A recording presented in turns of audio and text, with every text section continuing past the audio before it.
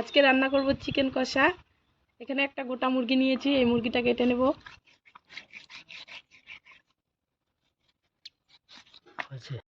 কাটা হয়ে গেছে, এবার ধুয়ে নিয়ে আসবো।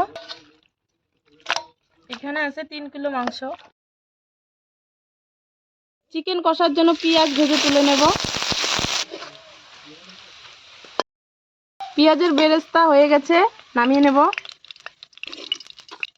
চিকেন কষার জন্য ফোড়নে দিয়ে দিব শুকনো লঙ্কা, তেজপাতা, গোটা গরম মশলা। এবার দিয়ে দিব কুচানো পেঁয়াজ, আদা বাটা, রসুন বাটা, পেঁয়াজ বাটা, টমেটো কুচি, হলুদ গুঁড়ো, স্বাদ মতো লবণ, কাঁচা লঙ্কা বাটা।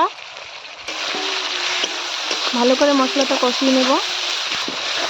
মশলা থেকে কাঁচা গন্ধ চলে গেছে, এবার দিয়ে দিব চিকেন।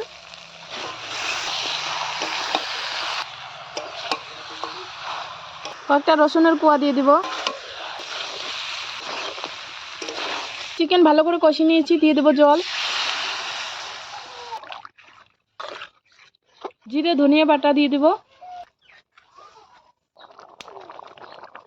ঝোল ভালো করে ফুটে গেছে, এবার দিয়ে দেব গরম মশলা।